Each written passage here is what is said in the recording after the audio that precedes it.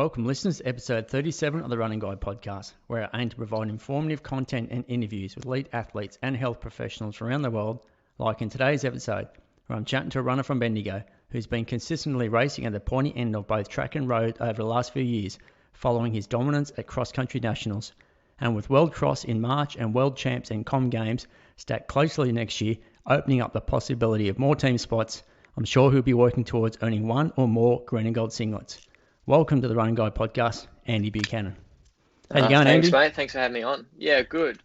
I'm looking forward to chatting running for a bit with you. Fantastic. That's what it's about, mate. AV relays yesterday, is that right?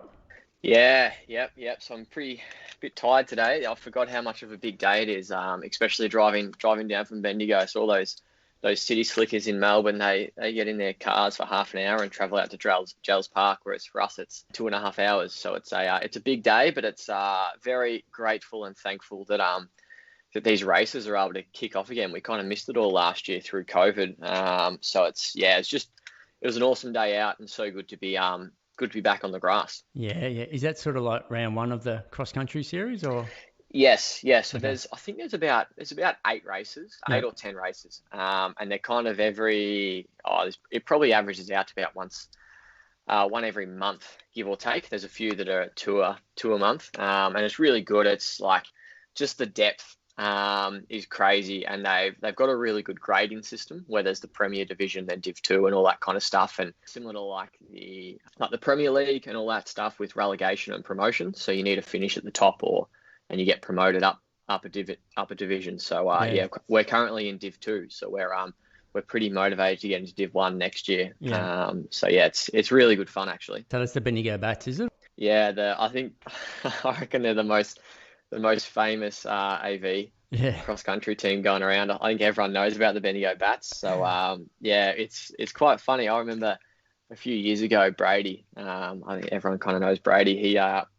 He was the first person I heard that I can remember that said the Bats, and it's we've got a park here in Bendigo. It's called Roslyn Park, and really nice park. And probably 5 years ago, all these fruit bats kind of invaded the park, and everyone in Bendigo hated it because that smell, that'd be really noisy. And there's thousands of them. Like, happens a fair bit, I think. And for some reason Brady just thought, we'll call ourselves the Bendigo Bats, and then it just kind of just got a bit of momentum, and then now everyone knows us as the Bats. So we've kind of embraced that, and it's good fun. Like, running such an individual sport, but we had 6 guys in a team yesterday, all running for each other and all getting around the Bats. So it's that's us, the Bats. Yeah, I was having a look at it.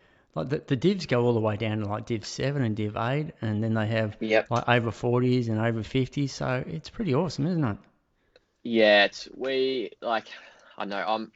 super lucky in Victoria with Athletics Victoria. They do a tremendous job for the sport, and the opportunities that we get in Victoria, like, it just doesn't happen in a lot of other states. Like in Victoria, I think they were the first state to really get on top of this live stream kind of stuff. And now it's like every race you expect there to be a live stream, and you're like, go back 2 years ago, like that would never have happened kind of thing. So we're really lucky in Victoria to have AV, and it's they provide the awesome races, and then everyone supports that and comes out, and it's that's the thing. I'm sure there would have been over 1,000 runners yesterday, all running on the same course.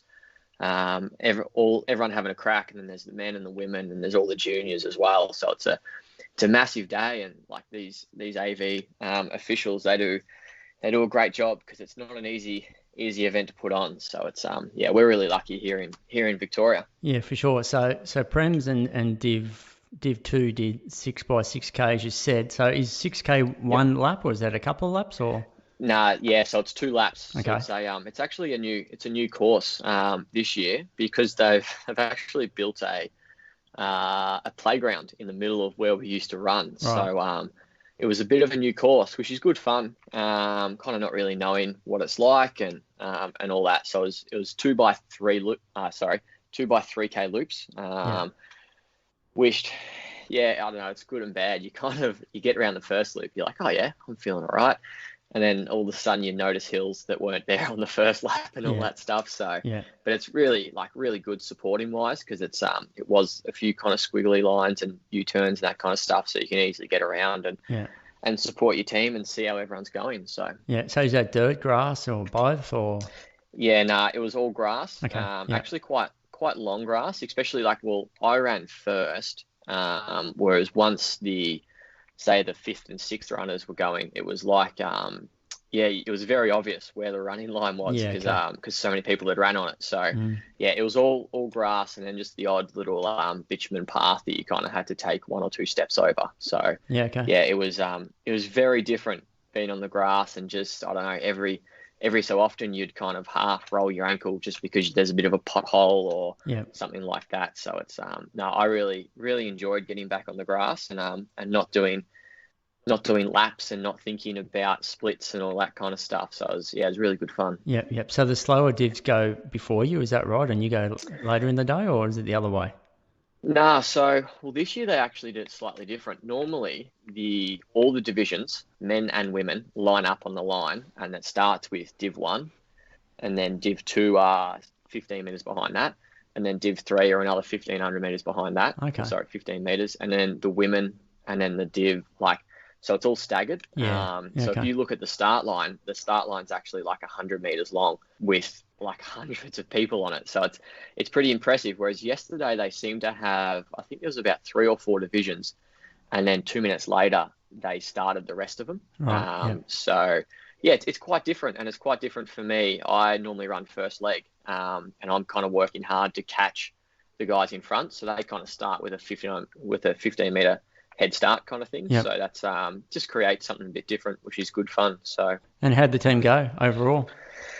Yeah, well, we went really well, actually. So we finished second overall. Okay. But AV have this funny thing where it's only the Premier Division teams that get medals. So even though we finished second, we didn't get the second medal because we weren't in Premier Division, even though we ran exactly the same course, had exactly the same amount of people. So I don't know. That's one of their rules, and that's fair enough. But no, we ran really, really well. It's the highest Bendigo's ever finished. And that's St. Stephen's won, and they've got Ben Buckingham and Stewie McSwain in their team. So it's that's pretty solid, It's pretty solid, and we've got a team full of guys that are from either Bendigo or Echuca, so kind of the Bendigo area. So we're really proud of that. There's obviously a lot more depth in Melbourne, but I think we're batting well above our average, which is good. So we were stoked with the team result. Any idea what your average was for that 36K amongst you all? Oh, that's a good question. I know that results are out, but I think there's a few little gremlins in the results because there's some pretty funny times. But I reckon for the 6K legs, I reckon our average time would have been about 19 minutes. Right, okay. Between the 6 of us, I reckon. You're guessing 310, 315, Yeah, about that. So we were pretty handy, and we actually had a really consistent team. I think I ran 17:30. I think our next fastest was about 19:30 or a 19:40, I think, and then we had a fair few guys high 19s or very low 20s. So everyone did really well. So it was, that's the thing. It's tricky because you can't just rely on your superstars, because say even if I ran really well, it's still your 5th and 6th runner is nearly just as important as your top runner, because you need that. You need a really good team, and that's the great thing about XCR. It's not just 1 or 2 good runners. You need a really good group throughout the whole winter season. So aggregate score, and all 6 have got to finish. Yeah, exactly. So it's all about how good the team is, not just 1 or 2 guys. Really kind of test that depth. And how far were you behind St. Stephen's? They're an interesting club. They've got a really strong history. So they've been around for ages, and they kind of battled. And the great thing about the XCR grading system is I think they battled, and they probably got down to Div 3 or Div 4, because if you don't field a team, you just every year you're dropping a division. And they had a resurgence probably 3 or 4 years ago, and then they kind of got some momentum, and then got a lot of guys running for them, and now they're the kind of the team to beat. So I think we finished probably off the top of my head, maybe 2.5 minutes behind him. Yep. Which isn't too bad. Like when you like Stewie's he's a freak. So Sure. I thought we did pretty well. Did Stewie have the fastest 6K of the day? No, he didn't. So it's quite interesting. I think because Stewie ran 17:38, I think. So I ran 17:30.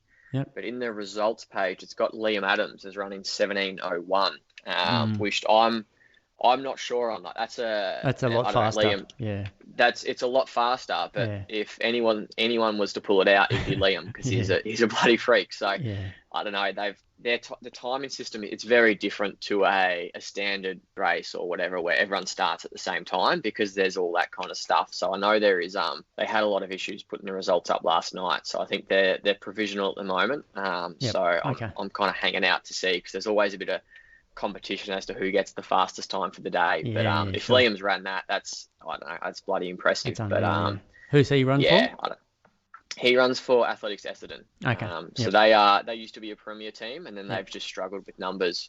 He's kind of been holding them up. So they're actually in Div 2 with us as well. So I think they finished mid-pack. Yep. So for you to get up to into Prem, do you have to wait till the end of the season, or can you actually get up there like halfway through the season if you're racing really well, or how's that work? Yeah, so you have to wait till the end of the season. So it doesn't matter what you do throughout the season. Okay. And then, so to get into Premier, you the top team in Div 2 goes up, and the bottom team from Premier comes down. So just looking at the results from yesterday, Ballarat region are in a bit of strife. They finished. I've got the results up. So St Stephen's, their overall time was 1 hour 51. Ballarat region was 2 hours 17. So they finished 10 minutes behind the second last team, and then our time was 1 hour 53. So Ballarat will need to, but this is a good thing. It doesn't matter how you go in the first. Yeah. Like you can have a great result the first round, but there's another 10 rounds to go. But at the moment, Ballarat could possibly be relegated to Div 2 and then would get put up at the end of the year. So well, there'll be some good banter getting thrown around over that. That's for sure. Oh, heaps and heaps, which is great. That's I don't know, I really enjoy it. Sure. And it's friendly competition. And it's there's nothing like it.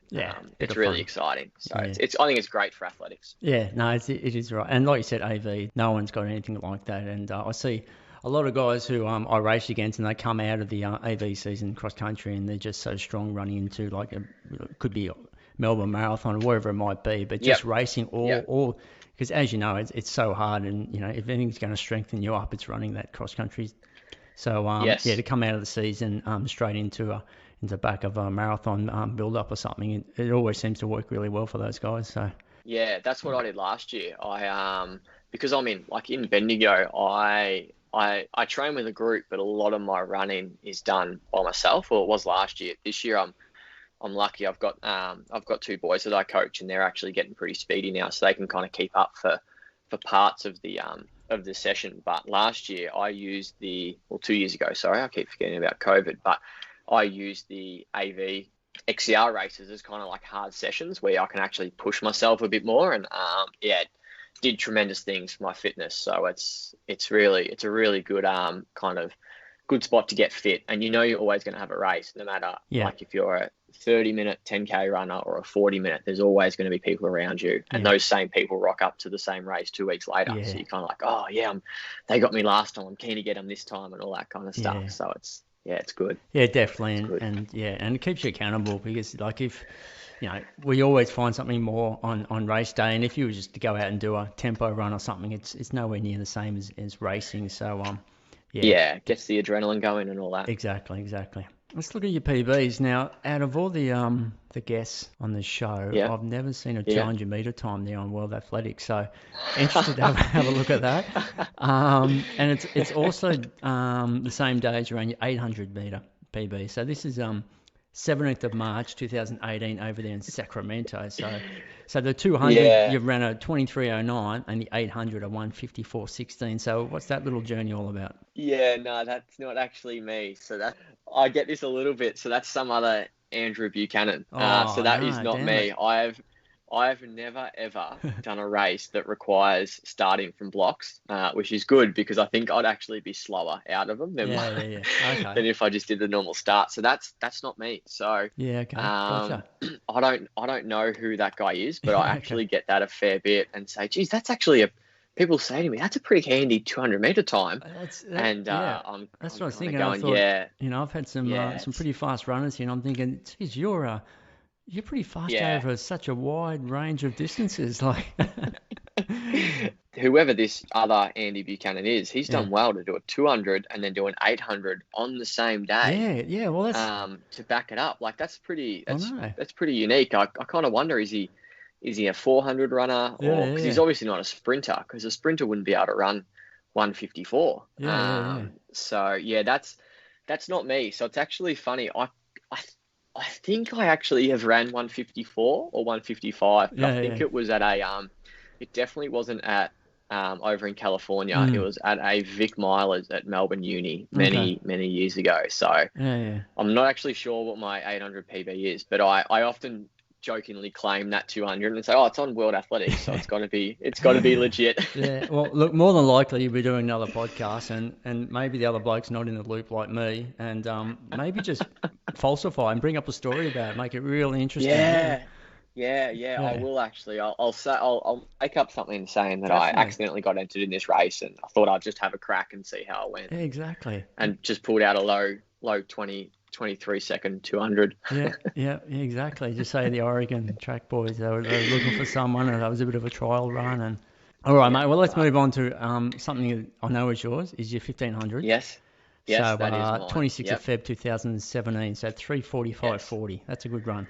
Yeah. No, that was actually Athletics Victoria State Champs. Yep. So I actually won that day, which was a very big surprise to me. I didn't really rate myself as a 1500 runner. Yep. Who was on the podium with you?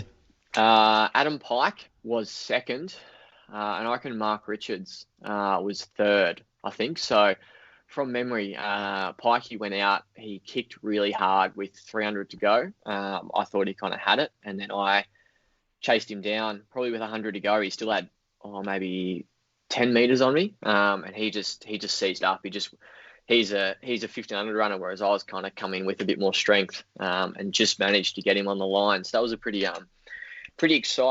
exciting race. But I'm just a bit. That's probably one of my PBs where I'm kind of like, I ran it in a state championship, so that's not normally the fastest race. So I often think, could have I got maybe a second out or something if I got into just a real fast paced race. But I don't know.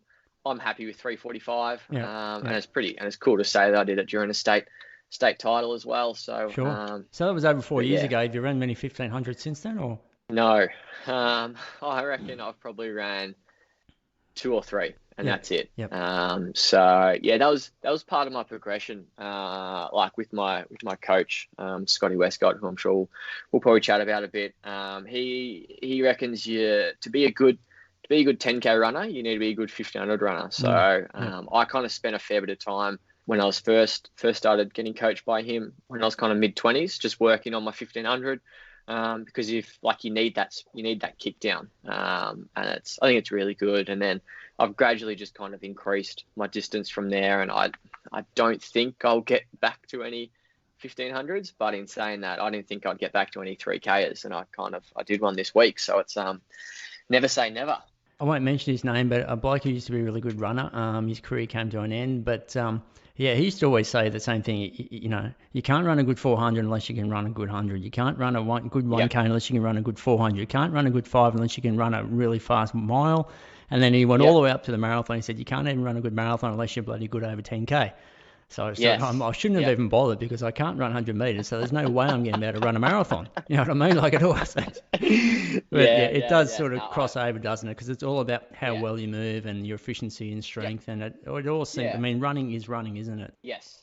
Agree, and it's I'm currently kind of training for Gold Coast Marathon, and it's really nice knowing that I've got the speed in the legs, and then when I drop back to marathon pace, it's like, oh wow, this feels easy because you're so used to running so much faster. So I think there's definitely big merit in that as well. For sure. All All right, you're 3,000 down there at Box Hill, 30th of Jan, 2020, 8, 12, 17. Yeah, so that's I rewrote that last week actually. So I did there was the Australian those are the champs. Nationals last week, was it? Yeah. When was that? On Thursday, actually, just a few days ago. Okay, yeah, I missed that. Yep. Yeah. So ran 7:55. Wow, so, what? Yeah, it was. So you gone from 8:12 to 7:55. Yes. Jeez, yeah, that's huge. 8:12. It was probably my when you look through all my PBs. One of your weaker ones, yeah. That is definitely my weakest, by far. Yeah. And I've just, I don't know, 3K is a funny distance. You don't really get to run many 3K races as an open. So you run a move as a junior, and to run a good time, I've always kind of said you need 3 or 4 things to go right. You kind of need to be feeling good, like physically and mentally. You need good conditions, and you need a good pack. And I'd newer got those 3 for a 3K. And when you're only doing 1 or 2 a year, you don't really have many opportunities. So yeah, I don't know. I was pretty surprised, but Scotty was kind of like, "Oh yeah, let's do a 3K." And I was like, "Oh, I'm building for a marathon. That's a bit strange, but I don't know. I trust him. We'll go with it." And went down there, and I kind of thought maybe if I run well, I might just sneak under 8 minutes. And then just kind of got in the race and just felt good, and kind of crossed the line. And they didn't even have a clock. It was a pretty low key race, and kind of luckily had the watch and looked down and saw 7:56 because I think I stopped it a bit late, and I thought, geez, I wasn't expecting that. So yeah, definitely. It's it was really good, and I probably haven't actually had time to kind of reflect on it. But it's, I don't know, to say you're kind of sub 8 3K runner. Sure. It's number something 7 I'm pretty looks proud good. of. Number actually. 7 looks good. Yeah. So you don't know what you closed the last 400 in, or have you looked at your splits, or? I haven't. It's I don't know. Was it a fast finish, or you were just consistent? It was. Yeah. Okay. Yeah, it was probably. I reckon my last K was probably my fastest. I reckon I probably ran about 60. I think the first 3 laps.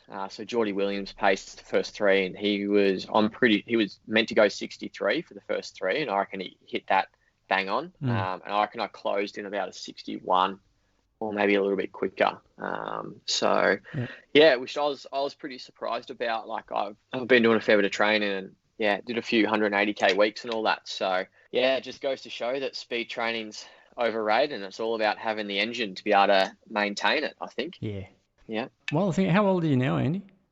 I'm 30, so I turned 30 just the start of April. So. Okay, yeah, right, yeah. Yeah. Cool. Life starts at 30, yeah? That's what it depends how old you are. I'm about to turn 50, so life starts at 50, mate. So it all depends on how old you are. You just keep changing, move the goalpost. Yeah, it's not age, it's capabilities. That's what I say. Oh, that's a good saying. 5,000, 13:42.19. You got to be happy with that. Box Hill, 2nd of March, 2021. Yep. Awesome. Yeah. So that was, once again, it was one of those races that, because no one can go overseas, Nick Bordeaux and Athletics Australia just kind of got essentially all the best Australian 5K runners together. And it was awesome. Like I jumped into this race, and I knew everyone was going to go fast. And Stewie was actually trying to break the Australian record. I think he might have been 13, 15 or something around that. So he ran crazy fast. And I decided I'd go straight to the back. And that's how fast the field was. I think I went through in 66 for the first lap, and I was coming last in a 5K. And it was just a magical night, perfect weather. I'd ran sub 14 a few times, and that was a massive chunk off, which I was really pleased with, and had a really good battle with a few guys that I battle with down here in Victoria, and it was good fun. I don't know, something about that. We've got 3 PBs at the Box Hill Athletics track, so I'm just hoping it's actually 400 meters around. I'm hoping. I haven't measured it wrong or something. So, but no, it is the home of PBs. I was going to say, everyone's loving Box Hill. There's special things happening down there, and there is. No, it's just, I don't know. I think so many people get out to support it. That distance running fraternity in Victoria, love going out there, and we seem to just, like, compared to Lakeside, which is the AV used to use Lakeside all the time, and it's right next to Albert Park Lake, so the wind just comes through, whereas Box Hill's kind of in the suburbs. it's in a really good spot. So I don't know. I really like they go there, and it's you get 1,000 or 2,000 people there, and there's atmosphere. Yeah. Whereas you have that at Lakeside, and because the stadium's so big, yeah, it just gets lost. Yeah. So yeah, it's really, really special. Yeah, definitely. And let's talk about back there for Zatopek, December 2019. Yeah. Yeah, and yeah, the Zatopek, they allow them onto the track, so they, come all the way into lane 3 or lane 4, whatever it might be. You would know more than me, but yeah, that was a good night. Especially for you running 28, 26, 14. So that's a monster run. No, that was probably my first big breakthrough, I think. I don't know. I kind of thought a lot of my races before that, they were okay, but they weren't, I don't know, they weren't great. And that was probably my first big race. And I remember, often they let the people down onto the track, and I don't know why, but they weren't going to do it that year. Maybe, right. Okay. Not sure. But then I think the public just took it upon himself to kind of come down on the track, and they were getting pretty close at one stage. And I've never heard like such a roar, and it was just mental. And that's the night Stewie broke the Australian record, which like to break an Australian record in Australia, like. I know Lyndon's been doing it a lot lately, but it's like that never used to happen, kind of thing. And it was a special night. Like I've got vivid memories of running up the home straight, and I was collecting the bell, and I can hear Tim Crosby over the mic being like, "Oh, it's going to be close to an Australian record," and I'm going, "Oh shit, he's going to lap me. I don't want to be that guy in the back of the photo with Stewie's crossing the line with the hands up, and I'm coming around with a lap to go," kind of thing. So I was I put a bit of a surge in with 450 meters to go to make sure I didn't get lapped, and I'm kind of I get the bell lap, and I probably get 20 or 30 meters around the bend, and Stewie finishes, and you hear it over the mic, and it's a new Australian record, and the crowd just went mental, and I kind of got a bit lost, and I'm kind of like, oh shit, I'm still in the race here. I've got to run another 350 meters. So it was awesome. Like, just, I don't know. And the crowd was just going bonkers. It was such a good night. I'll remember that.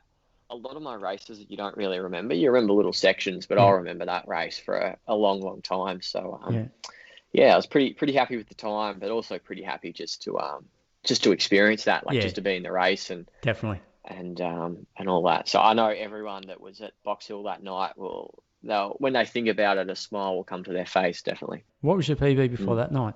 Yeah, I reckon it was 29:20. Wow. From Zatopek the year before. Wow. So yeah, it was a minute. It PB. Was a big PB. Yeah.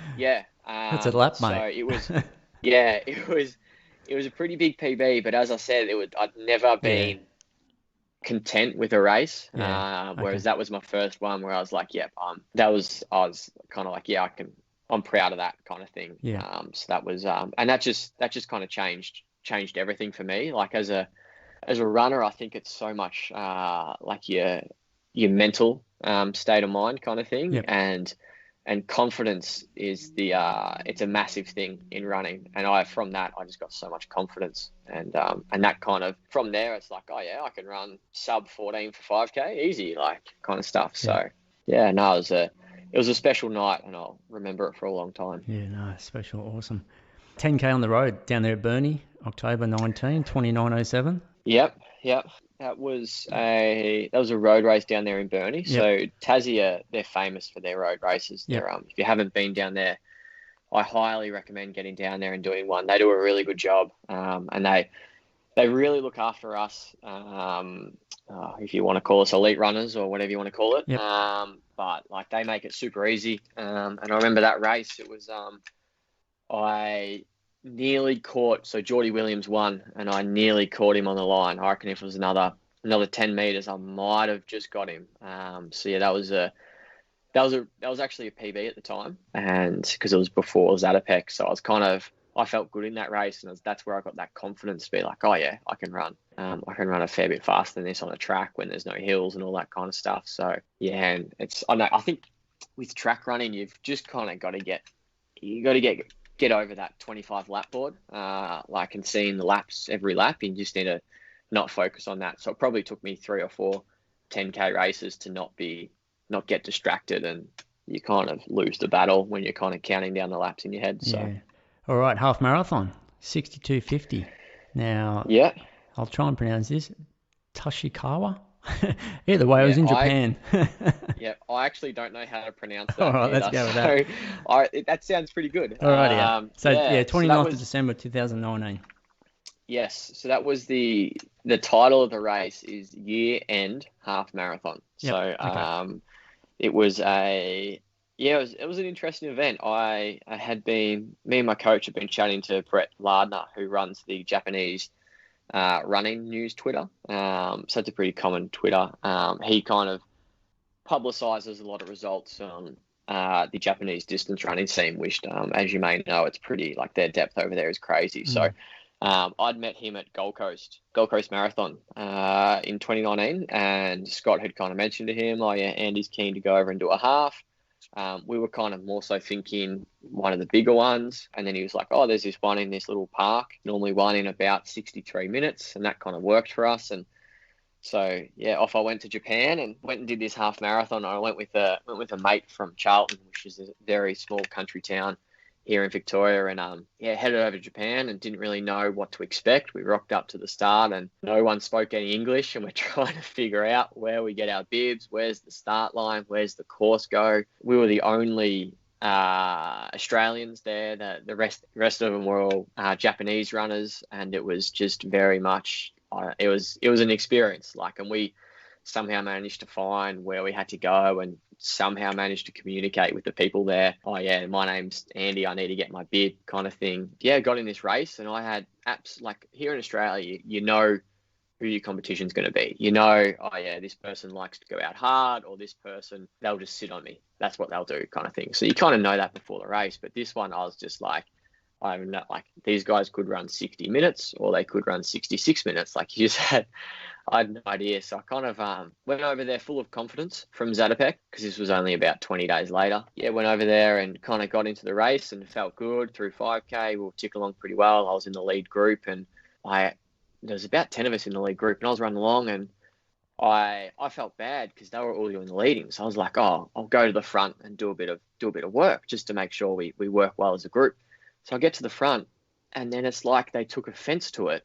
And the guy kind of like come up and didn't bump me, but just kind of slightly nudged me and then put in a surge and tried to drop me. And I was like, what is going on here? And I actually think they took offense to me going to the front. And you're just a tourist, mate.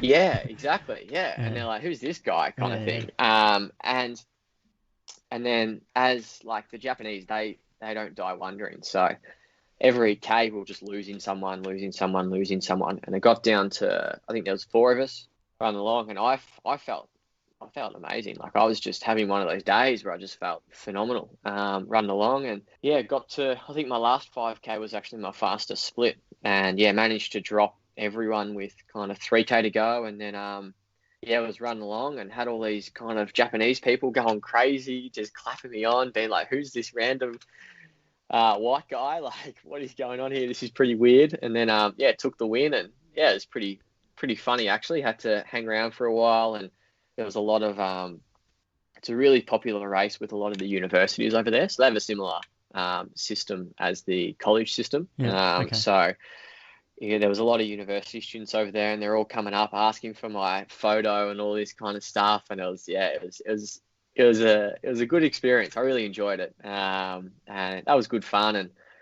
yeah, I was really stoked with the time. I think it was like a 3-minute PB or something like that. And I felt good and all that kind of stuff. And then kind of spent a bit of time in Japan, then come back to Australia. And then COVID kind of started popping up very shortly after. So yeah, I was very lucky to get that race overseas, and yeah, really thankful for Brett in setting that one up. Yeah, because I would have never known about this race unless he kind of said, oh, you should do this one, and took care of the entries and all that kind of stuff, because the website's just fully in Japanese. Like, you wouldn't be able to enter. So it's near Tokyo?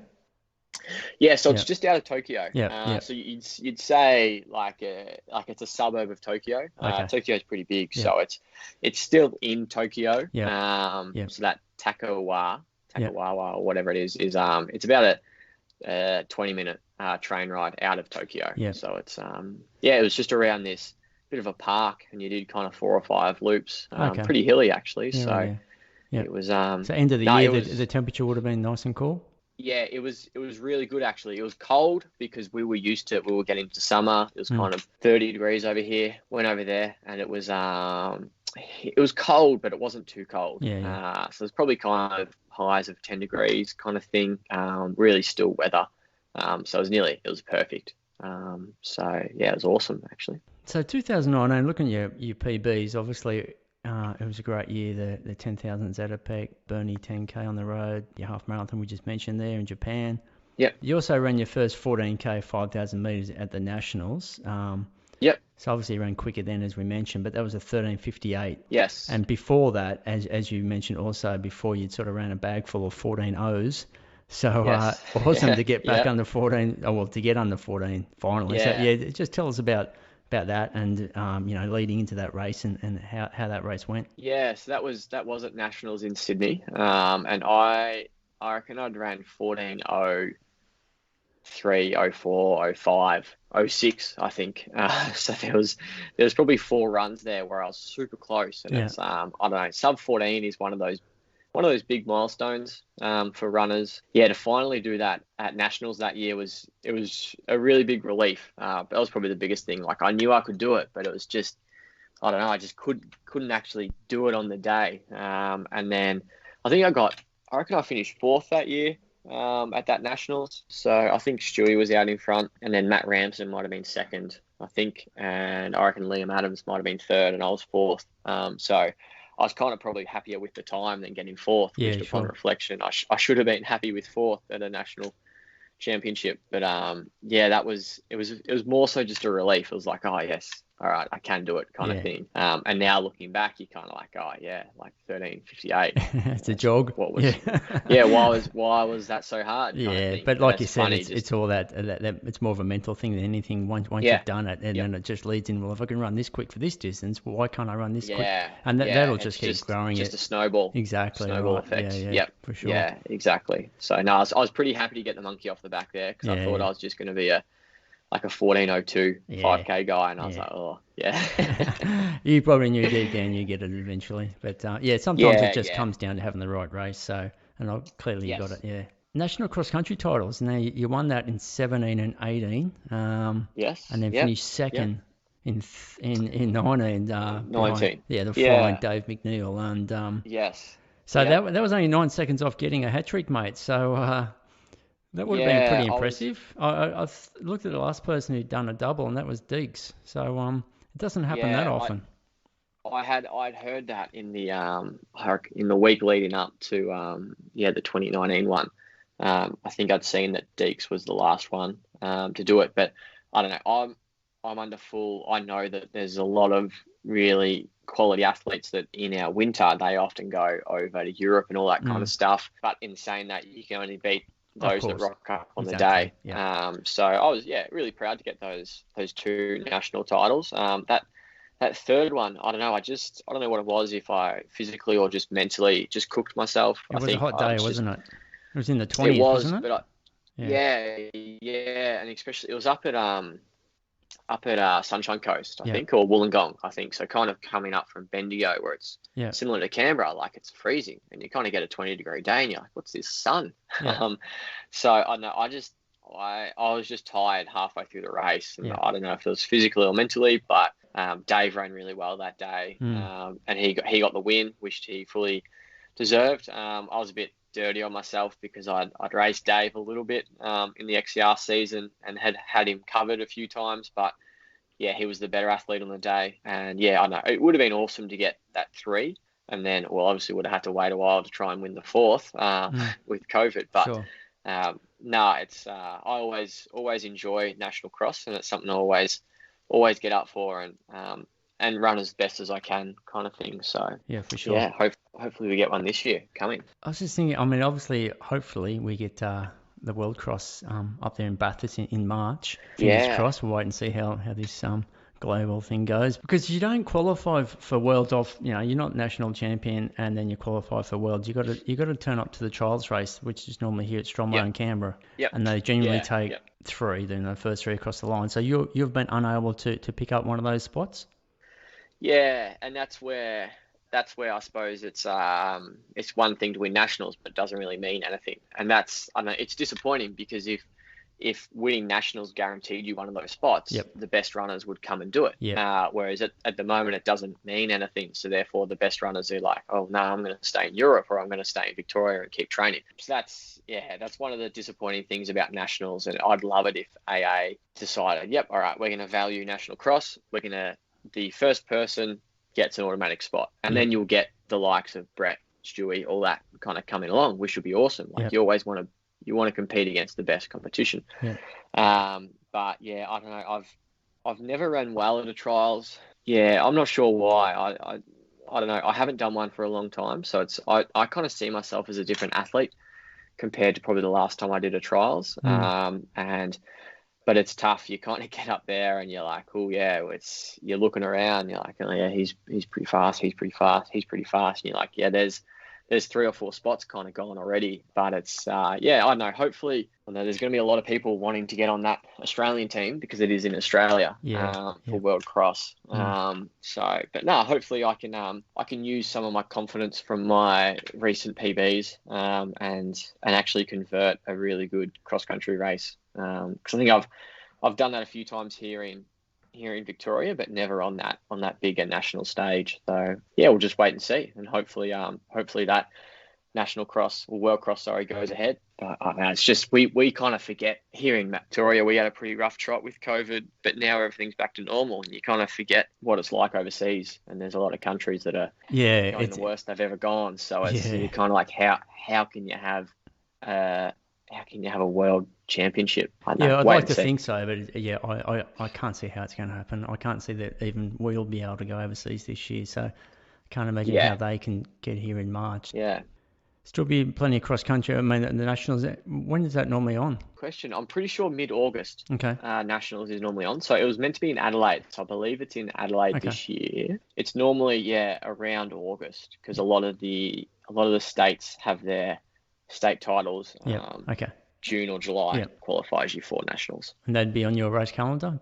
I think so. It's as I mentioned before, I'm doing Gold Coast Marathon. So that's kind of the main thing, and then it's kind of wait and see. Because as you said in the intro, Gotti and I have spoken a bit about kind of Com Games World Champs. They're so close together, so there's a few extra singlets there. And just, I don't know, I'd love to get overseas to do another marathon this year, but I just don't think that's going to happen. So it's wait and see. I don't know. I don't really want to lock in too much at the moment, because as we know, things can change in a day.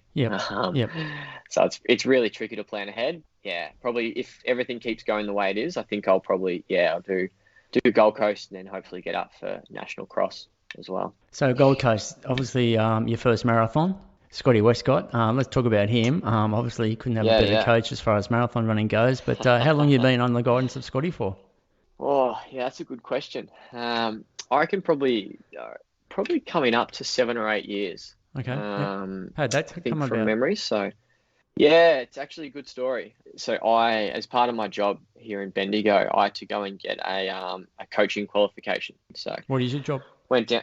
So I'm a teacher. Okay. Yeah. So we have a sports program at a school. So I'm the running coach there, which is, I love it. It's bloody awesome. Extra Ks, you put the Strava on that?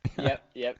Extra Ks. They're my doubles on a Tuesday and Thursday morning, which works well. So I was heading down to Athletics Victoria down at Lakeside to do I think it was the level 2 running one, and you kind of had to do a few different stages, but get down there and Tim Crosby was running it, and Scott at the time was working for Athletics New South Wales, so he was actually running the level 2 course in New South Wales, and I think Tim must have invited him down and said, "Oh, why don't you come down and see what we do, and we can kind of cross-reference and just see what we're doing, see what the other person's doing, and make each course better." So Scotty was down there, and I'd heard of Scotty, but I'd never met him before. Obviously heard that he kind of got 4th at the Com Games there in Melbourne at the marathon, and I'd seen some of his results, but I didn't really know him at all. And I kind of get there, and as part of this course, there was a lot of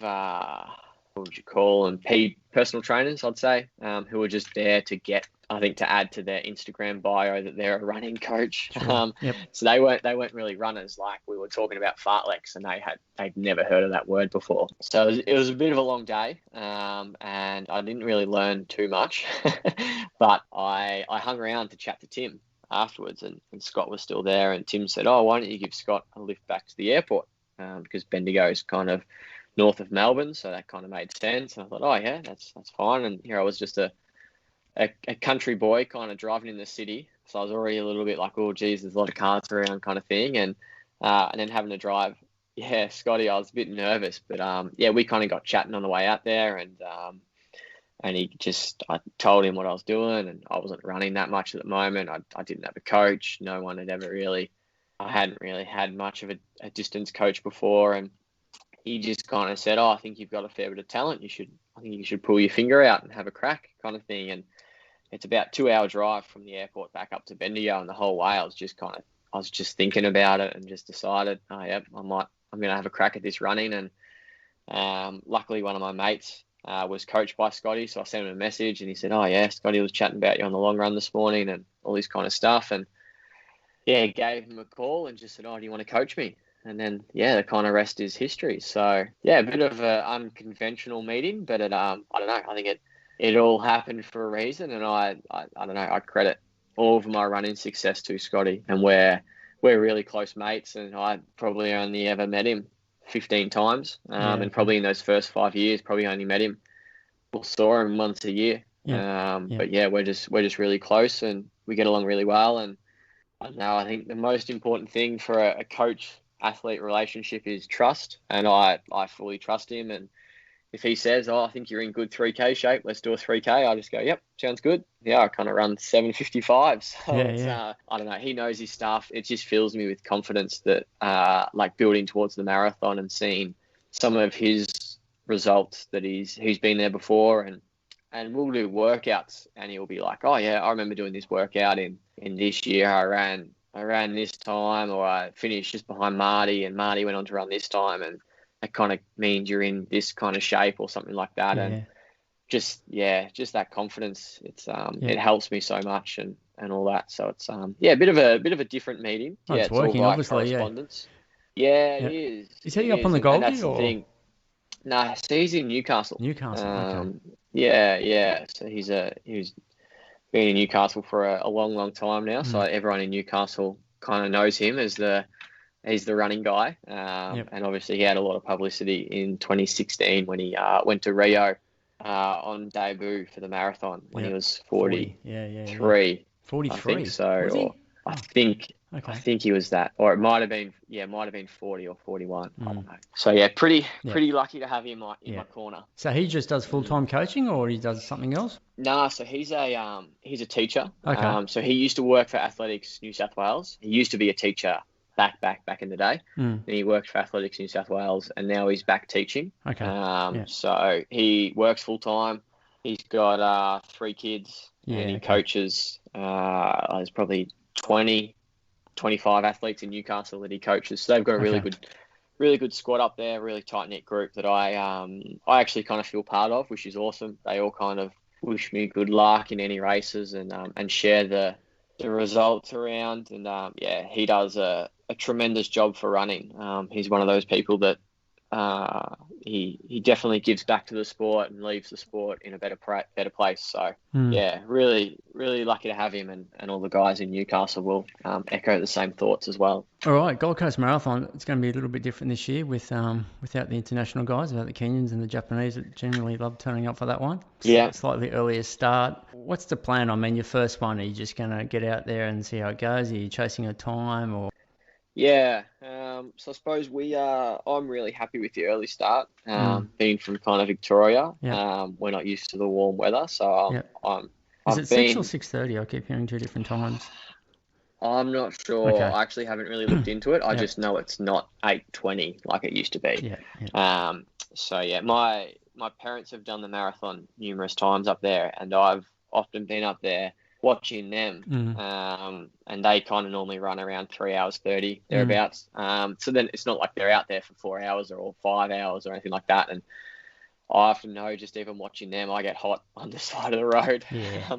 So I couldn't imagine running in that. It's and there's no shade either. So it's really thankful that they've made that switch with the half and the 10K. So that's good. But yeah, for me, it's just about, I suppose, dipping the toe in the water a bit, just having a go, see what happens.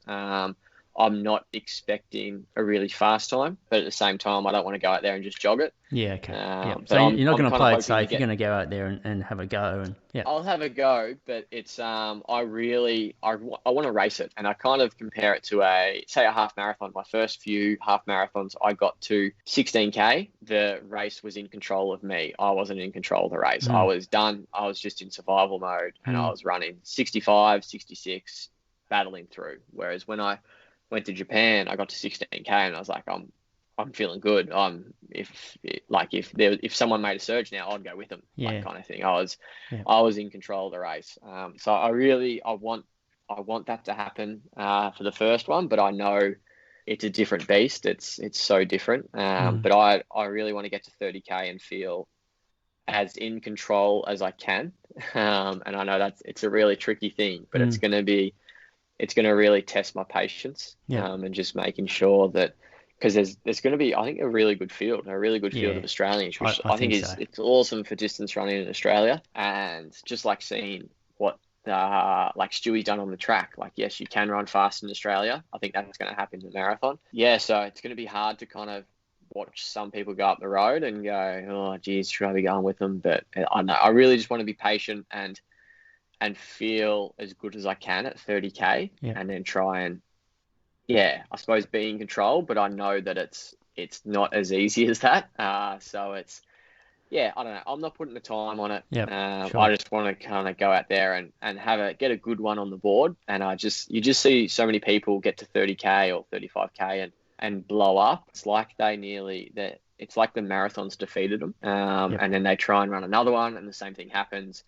And then it's like their brain just keeps expecting it to happen, and it happens every single time. So I don't want to get into that rut kind of thing. I'd rather run 2 minutes slower and finish feeling good than running 2 minutes faster and be a bit on a death march for that last 10K. So I don't know. We'll wait and see. Good knowing that there's not, like, obviously Tokyo's well and truly out of the picture. So it's not like, oh, I need to go up there and run 2:13 or something like that. It's kind of, let's just go up there, learn from it, get some experience, and then hopefully hit another one at some stage later on in the year when you've got some experience under your belt, and you can have a bit more of a crack. So, what about with nutrition? I mean, you haven't had to really worry about that, but obviously the marathon, you have to be taking something in. Is that something you've been playing around with, or have a good idea what you're going to do? Yeah, a little bit, not a lot.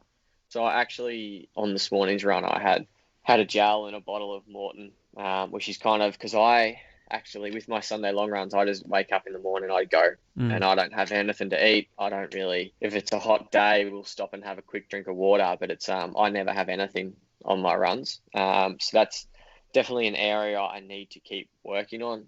Today I had a gel and as I said, a drink mix of Morton, which seemed to sit fine, and kind of figured out that the bottle I was using isn't really that great for running and sipping on, so I'll need to experiment with that. But that's where that first one, I think you just learn. I'll learn so much from it. So it's just lower those expectations, learn a lot, and if I do learn a lot, that's a success, I think. So sorry, I'm not putting any numbers out there just yet. No, there's no need, mate. Let's talk about this Dragon Mile, mate, in Bendigo. It sounds like a great little, country town event. 1,600 down the streets. It looks like you've won that 3 times. Is that right? Yeah, that's some impressive research. I like that. Is that still running these days? Or? Well, yes and no. So here in Bendigo, Easter time is massive. So we're a gold rush town, and there was a lot of Chinese that came out to Bendigo to mine for gold. So we've got a really rich Chinese kind of heritage, and part of that, we've got these dragons. So they're I think we've got the longest and the second longest dragons in the Southern Hemisphere. And I'm talking they're 120 meters long. We're talking monuments in a park or something? Is that what you're talking about? Or? Nah, Or do you mean the ones that you actually hold in parades? Yeah, hold in parades. Yeah, so yeah, there's like, so people are, it's like imagine like a big bit of cloth kind of thing. I've seen them before, and I've seen them on Chinese New Year and all that sort of stuff, Anyone out there, just look up Sun Lung Bendigo or something like that, and you'll see what we're talking about. But they're bloody impressive. And so we have a really big Easter parade in Bendigo. It happens every Easter. Goes down the main streets of Bendigo. There's floats, there's dragons, it's just massive. Like there's nothing like it. And as part of that, there's this Dragon Mile, which runs before the parade starts. So I actually reckon it would be probably the most watched athletic event in Australia every year in terms of a live crowd, because we normally get, I think there's normally about 40,000 to 50,000 people that go out and watch along the way. So like you're running along a street and it's 10 people deep for the whole way. Like there's nothing like it. Anyone out there in Victoria or anywhere nearby, pencil in the Dragon Mile at Easter time, come to Bendigo, because it's super unique. And it's a dead straight line? Dead straight? Nah, so the parade has changed. The course of the parade has changed a little bit because it's gotten so big. So therefore the course has changed. So you run out about 400 meters, probably 500, sorry. And then you turn right and you go up a hill for about another, 400. You do a U-turn, come down the hill and then back. So it's an out and back, but you actually go up a hill. And it's a pretty tough little hill, actually. So it's very different to a mile on a track. And there's not many road races around like this, like short road races that still happen. So unfortunately this year the parade didn't happen because they kind of called that really early when COVID was still in full force.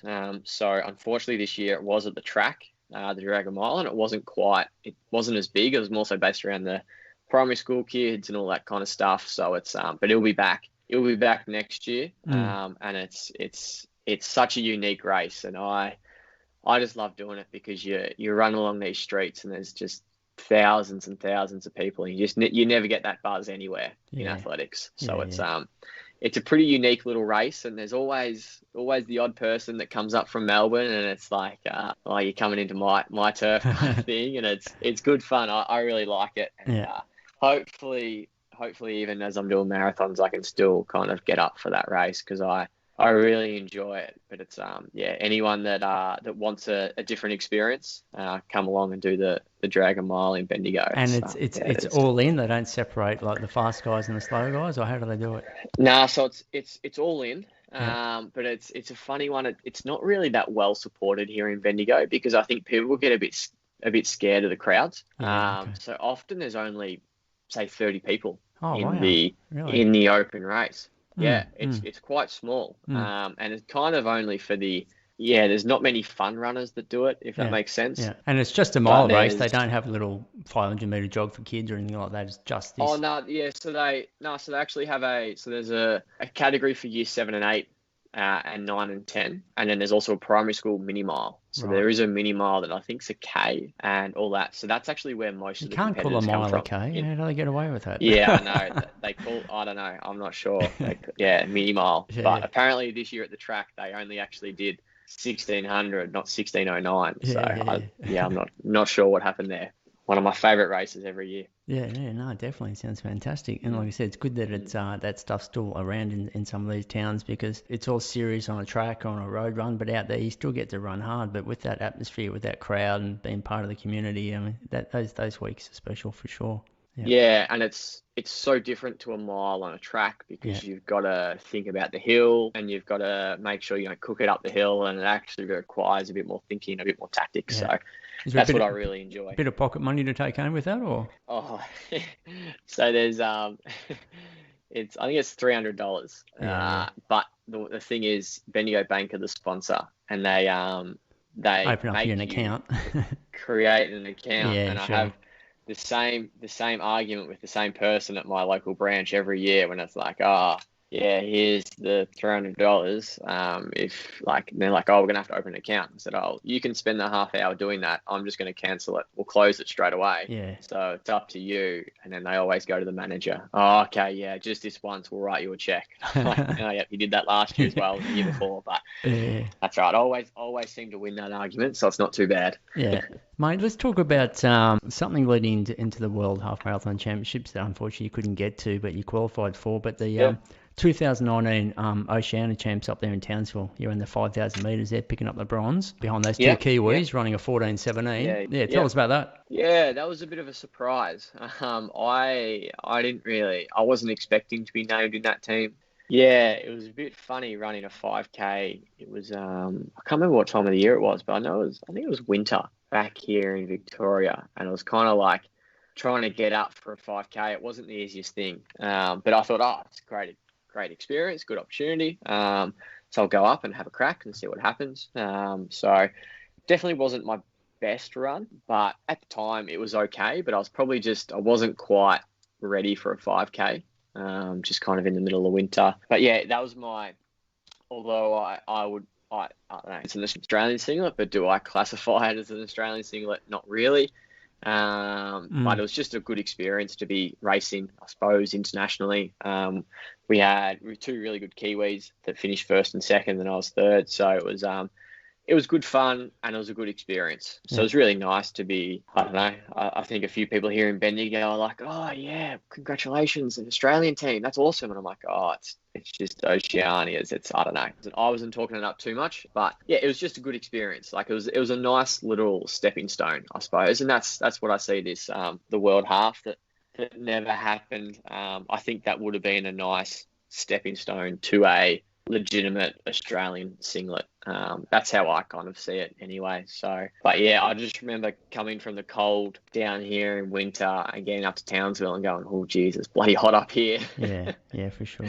But it was good fun. Yeah, talking about the what you consider a real Aussie singlet. I remember when I was speaking to Hicksy, he was talking about over there in New Zealand, they have the different type of singlet you get. I can't remember, was it a silver fern singlet was when you qualify for majors and that, and then you got the other singlets that they don't really classify as, a major, like cross-country championships. I don't think you actually, like cross worlds, you actually don't get that silver fern and stuff like that. So they have that sort of grading singlet over there. So I guess we don't do that here, but I guess for you personally, you didn't really consider it a legit Aussie team, but you did. Let's talk about worlds that didn't go ahead. So that was in Poland, wasn't it? The race actually went, but obviously you guys couldn't go for obvious reasons. But so you qualified for that. That was pretty good. So who else qualified for the team? It was quite a strong team, wasn't it? It was. I know that pretty sure Brett and Jack both qualified. And they were going to do it because it was a few weeks before London Marathon was going to go ahead, I think. And I think they were going to go over there and do that. I know Riley Cox qualified and I know James Coleman as well. So you kind of had to be running sub 64 to kind of get on the team, which was pretty good because often it's not the most desired team. Like a few of those top guys are like, oh, nah, I'd rather do a major marathon and earn X amount of money rather than kind of go over and do that. So I was really excited. I was planning on going over to London with MTC and staying there for a little bit and then going to Poland, going back to London and then actually going to America to do Peyton Jordan 10K. Yep. So I was like, this is going to be the best time ever. This is exactly what I needed. This was the stepping stone that I was ready for. This is like a good opportunity to kind of prove myself and to get some really big PBs. And then kind of COVID hit. And then I had, AA kind of called me and said, oh, look, we're not going to send a team. And I was completely in agreement with that. I had a few friends who were overseas that really desperately needed to get home for health reasons and they couldn't get home. And I was like, guys, I don't want to be taking up these seats. Like it's just running. Like for me, that's not, I don't know.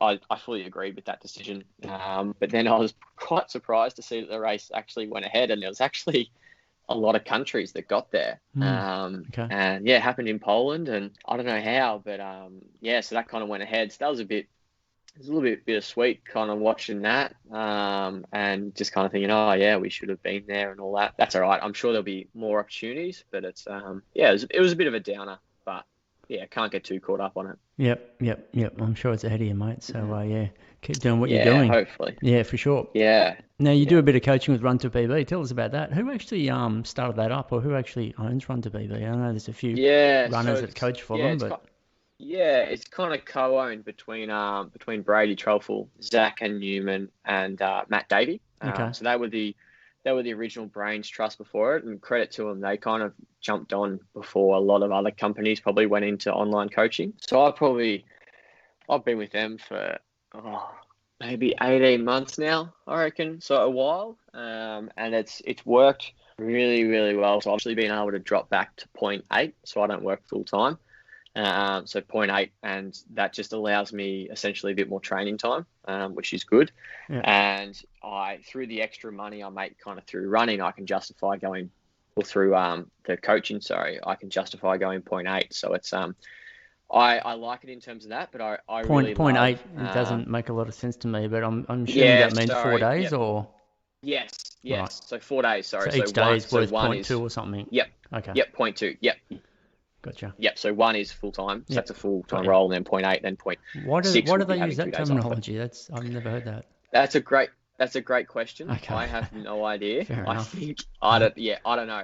That's just teachers lingo. Just be teaching, teaching lingo. So all the teachers out there be like, oh yeah, that makes sense. 0.8. Yep. Yeah. That only means you have this amount of classes. Yeah. But most people just say I work a 4-day week, but whatever.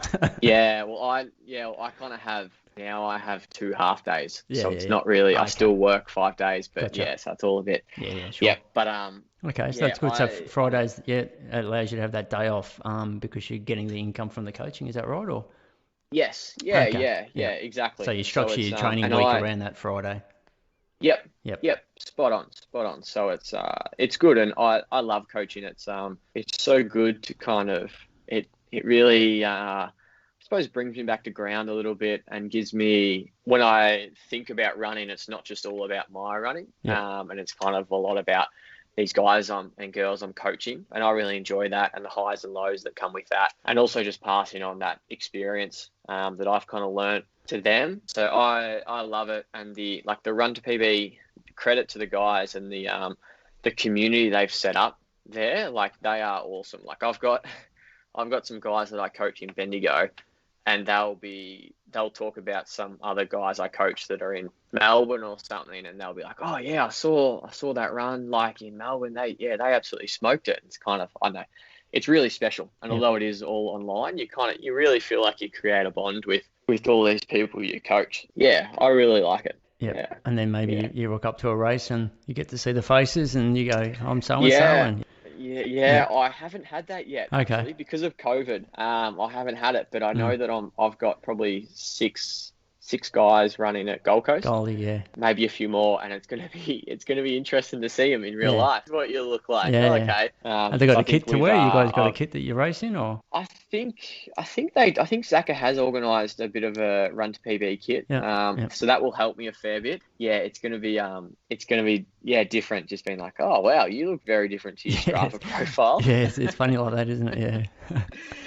But I think I'll organise to have a beer with everyone, I think, after the race. So that should be good fun, just to debrief and all that kind of stuff, and enjoy that. So it'll be very exciting. Yeah, no, it's going to be huge, Goldie, this year for sure. And marathon, Melbourne Marathon, I should say, is going to be huge. I think you got to look at all the pluses that we get with the situation we're in, that we normally get the runners, like you said, who are overseas, racing here, and get an Aussie possibly win Gold Coast and Melbourne, so more than likely that'll happen. Hopefully it's not a New Zealander that wins both of them. Yeah, hopefully. True. Yeah, for sure. So what's the situation with your family life here? You married? You got kids, or what's going on there, or single, or? Just single. Here in Bendigo. So it's, I don't know, I'm pretty happy just cruising along. Running takes up a fair chunk of my life, running and work, so I'm pretty happy with that. Just happy kind of cruising along, and still, I know both my parents are runners. They still live in Bendigo, so this is kind of like my I was born in Colac, but luckily we moved out of Colac when I was 5 and moved up to Bendigo, and I just love it up here. It's just perfect for running, and really kind of chilled out, which I like, and I like being been around the family, been pretty close to everyone and all that stuff. So it's it's quite good. So family, like your brothers and sisters? Yeah, 2 sisters. So and they're still there, they're both are they? older than me. One of them is. So one of them's down in Melbourne, whereas the other one's here in Bendigo. So yeah, we're a pretty tight knit family, which is good. Yeah, some of them. One of my sisters run. The other one, yeah, I don't think she'll ever become a runner. Yep.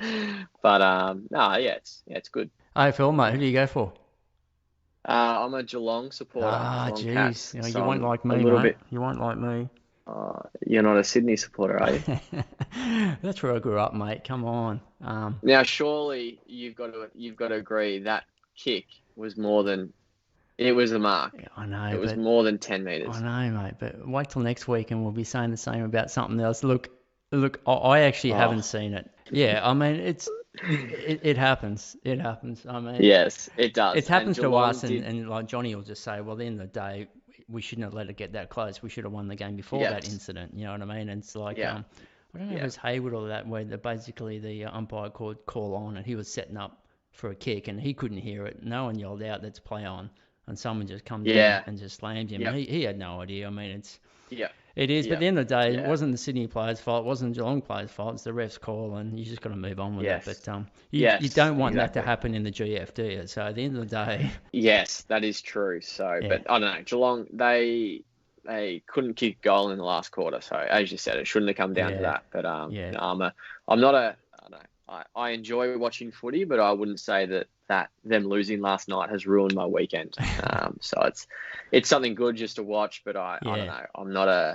I'm not a really, really passionate supporter. Yeah, so, I mean, I won't cry, but I mean, Swanee's lost the last 2 games. I didn't want to lose 3 in a row, especially at home. So I'm glad we got up. I didn't get a great sleep because I couldn't go to bed with the way that game was going. It was just so close to whole week. But anyway, no, just out of interest, I thought being a Victorian boy, you'd probably follow the AFL. Did you ever have a kick around as a kid, or? I played footy till I was, I think about, might have been 13.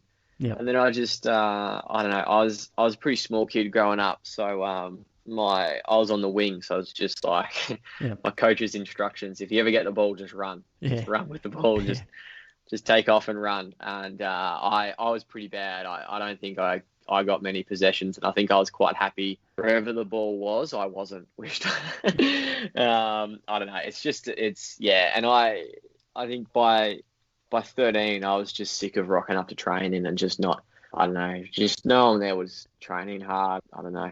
I didn't like it. And then I think that's why I was drawn to running. Just purely you put in the work. It's just you. I think I liked that. Yeah. I think that's why most of us do it. Yeah. Exactly. I think a lot of runners will be like, oh, yeah, that sounds like me, actually. And I like being in control and dictating kind of what I do when I do and all that kind of stuff. So it's, I never had a promising AFL career, and I was quite happy to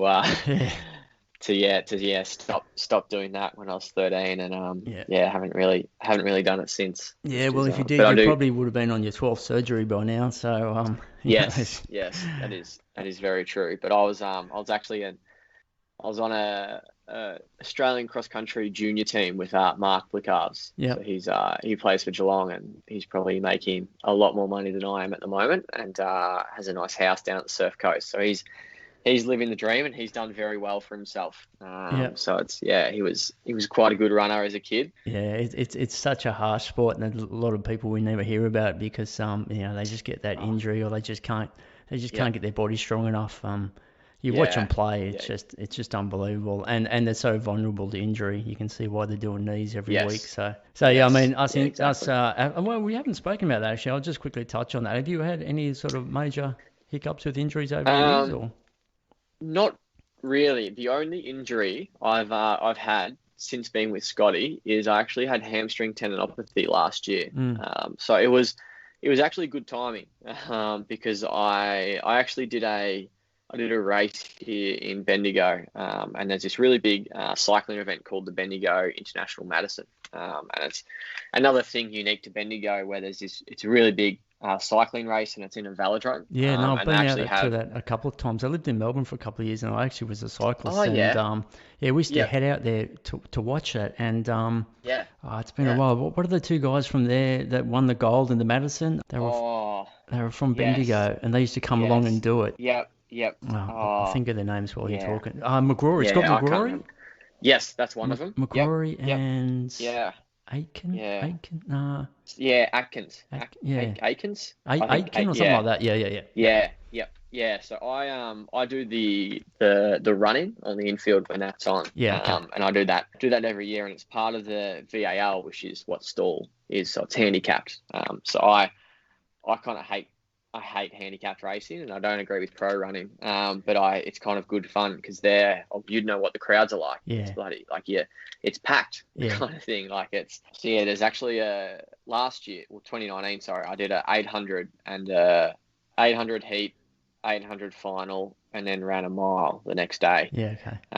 And when I did the 8s, I was like, oh, geez, like my hamstring doesn't feel great. And then did the mile, and a few people that have watched me run, they're like, oh, are you injured? You just looked like you were running a bit funny. And I just wasn't striding out. And then sure enough, kind of 2 weeks later, hamstring was no good, and got the scans, and so I had hamstring tendinopathy in my right hamstring. And so that was just after, so World Half was meant to happen, I think about a month after the Madison. So I was kind of like thankful of COVID, because it would have been quite tough mentally knowing I missed something through injury. Whereas because I was injured, I was like, oh, this is good. Because I would have struggled if everyone was out there running fast times and I couldn't run like that.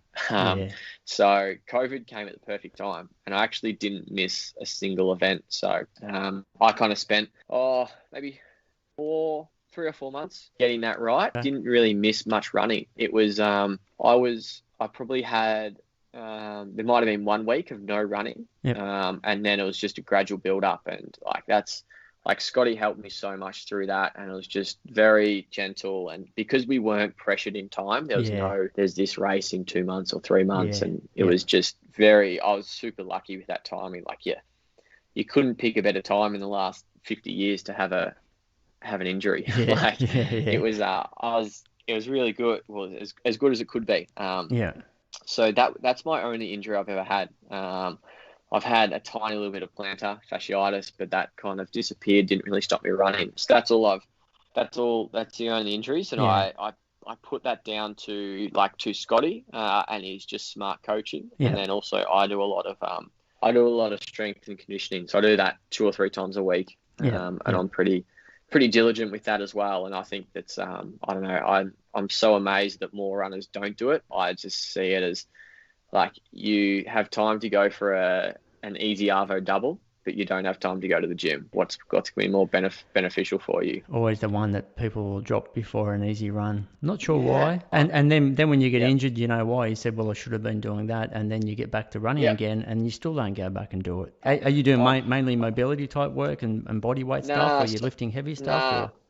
Yeah, I do a fair bit of Olympic lifting. So kind of squats and deadlifts, sure. Power cleans, Bulgarian split squats, all that. So that's what my job is at school. Part of the program I'm in, that's what we kind of do with the kids. So I don't know, I'm a massive believer. And I see so many full-time runners that don't make it to the gym. I'm like, this is your job. How do you not? I don't know. But that's fine. I see it as an added advantage for me. So they can keep being lazy if they want. That's fine with me. Well, I mean, I'm even worse, because I actually have to walk through a gym that I built 5 or 6 times a day, right? And I still walk past it and don't. So I'm hopeless. I've got the Smith Ray, I've got it all, but I'll still walk past it. I mean, I go through these periods where I'll do it, but then I just stop doing it. And then I think, what it's like when you got to go back and start all over again. You got to go through all those DOMs and soreness, and it's like, I don't really want to have to go through that again. I think once you start, you just got to keep doing it. I don't know. I love it because it's so different to running, in running training. Do you find after you've done a session that you actually feel really good? Like there's some sort of hormonal response where you actually feel up and good? Yep.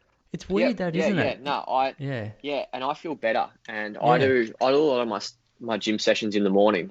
So kind of at 6 o'clock before work. We have a gym at school, so I use that, and it's obviously convenient, but I feel good, and I feel like my body actually feels better after a gym session. I love getting in there, and you pump the music, and you kind of I know you do an exercise, then you sit down for a minute. Like you don't do that in running. Like I just love that it's so different, and you're not looking at your watch all the time, going, "Oh, I've got 30 seconds left to be going again." Like it's just so relaxed, and I think I love it. But I'm lucky. It's at my workplace. I can go there whenever I want. Like a lot of people don't have that, and there's no one ever there. And it's don't have to line up. So I know I've got it luckier than others, but it's something I'm really big on, and I think it's played a massive part in why I've been injury free, and then also why I kind of probably perform a bit better over cross country compared to say track or road. I think just that added strength that I've got. So it's good. Yeah, when I get in a conversation with people, most people's response is the fact that they're worried that it's going to make them sore for the actual key session they want to do the next day. Or they've got a little niggle, and this is an excuse I've used many times. They've got a little niggle through the ankle or the foot, and when I try to do something in the gym, it seems to aggravate it. So I think, I won't do the gym. So that's all. But it's one of those things that you got to sort of get over the top of and get through that stage, and then it comes good. But it's always making that decision to do it. Yes. Yeah. And that first week's always the hardest. And it's about getting that routine and just being smart about it. Like obviously you don't want to start it the week before a big race or something, but if you've just raced, like that's when you start the gym. And I always do it. I do my gym sessions on a Monday and Wednesday, and that seems to work well with me because I do it Monday morning, and then by the time I come around to do a session on a Tuesday afternoon, I'm fully recovered. And then I do my other running session on a Friday, so it's kind of got plenty of time there. So, but I've been really consistent with it, so I don't really get those DOMs at all anymore. And it's I don't know, it's kind of I'm lucky. I've always been really consistent with it. So but I can understand where people come from, but I don't know. They still should be doing it. I mean, we're just hopeless. We're just lazy. We're making excuses. But I don't think there's anyone around that's saying that they shouldn't do it. It's just getting in and getting it done. I think once you start, like I said, you just got to keep doing it, so you don't have to keep going through that rebuilding phase all the time. And like you said, you obviously adjust what you do. You're not going to start lifting heavy the week of a marathon, but it's one of those things. It's that periodization, just like you do with your training. There's certain times when you're doing lighter, heavier reps or lifting heavy or whatever it might be. But definitely, mate, for sure. Yeah, no, just need to be smart about it. Yeah, no, that's good, mate. And obviously with just starting your marathon career, let's call it that, then it's going to be even more important for you. So and just that's the thing. Everyone says it's all about marathons, all about getting to the start line fit and healthy. And I think it's going to play a massive role in that. And I understand what people say when they say that, but I like a lot of people say, it's like injuries. It's if you're training hard enough, it's okay to be injured once a year or something like that. And it's kind of like that's showing you testing your body. And I just think that's a bit of load of crap. And injuries, they don't have to be a part of the sport. Whereas I think some people just talk themselves into thinking they should be part of the sport, which I don't really agree with. And I think people, I don't know. I just know that it really helps with me, that strength and conditioning stuff. So. Definitely, mate. No, it's good to hear that you're doing it. I'd be more nervous if you said, "Nah, it's a load of crap. I don't believe in that." So it's good that you're saying that, mate. Look, that's a wrap. Appreciate so much giving you time today. No, thank you. All the best with picking up. Enjoy chatting running. And... Yeah, no, definitely, mate. All the best with picking up a plane ticket, mate, to one of those majors next year. It's going to be exciting. Like I said, there's maybe a couple more spots available, so I'm sure you got your eyes in World Cross and Comms, and the world champs over there in Oregon. They built that new stadium over there. It's just going to be insane, mate. Yeah, that stadium it's next level. To have a world champs in Oregon would just be you couldn't pick a more perfect spot for athletics. Exactly. It's really exciting, and that's it's definitely in the back of my mind. And it's I don't know, when it's dark and I need to head out for a run at 6 o'clock in the morning or whatever it's it definitely gets me out of bed, just that thought. I think it's really important to have those goals. So it's I'm looking forward to it, and hopefully hopefully the world can kind of, I don't know, sort their shit out a little bit. Yeah, I know. We just keep thinking should be right by then, but you just keep thinking, I just don't know. I mean, even in a year's time, what is it? It's August, or I think around about August, September next year. Maybe Com Games is, but basically around July to September next year, Coms and Birmingham and the World Champs over there. But you think it's over a year away, but then you think, well, look what's happened in the last year. So do what everyone does, keep training, keep believing, and just keep hoping things are going to go ahead. But if it doesn't, there's always another race to go to, and we'll wait and see. Yeah. No, that's all I can do. Exactly. So, well, you sounds like you're doing everything right, mate. I'll just whack a link over to some of your socials. Yeah, perfect. For sure, so it's just I'm on Instagram, but because I'm a teacher, it's on private. So if I know you, I might accept. Cool. Yep. But if I don't get offended. For sure. But no, probably the best spot to follow me is on Strava. So that's all public and all that, and you can kind of see what I'm doing. And excellent. There's a lot of bat emojis that are getting thrown around at the moment after the Bendigo Bats performance yesterday, which is exciting. So jump on board the Bendigo Bats. Sent a text to Moose yet, or what? He replied to my story, and he said something about this is the same as winning the women's race. But then I told him that we lapped Ballarat.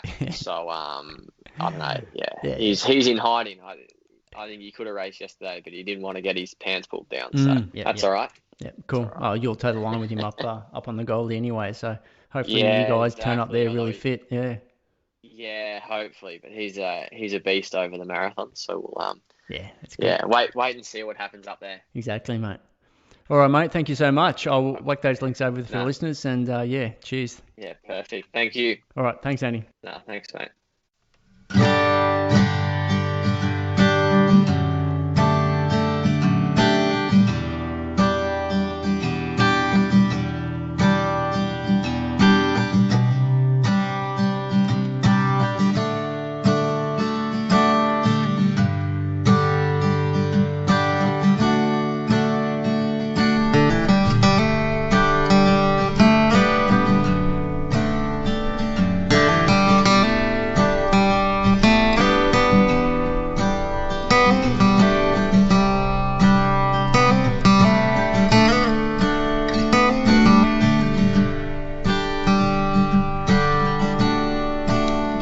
you.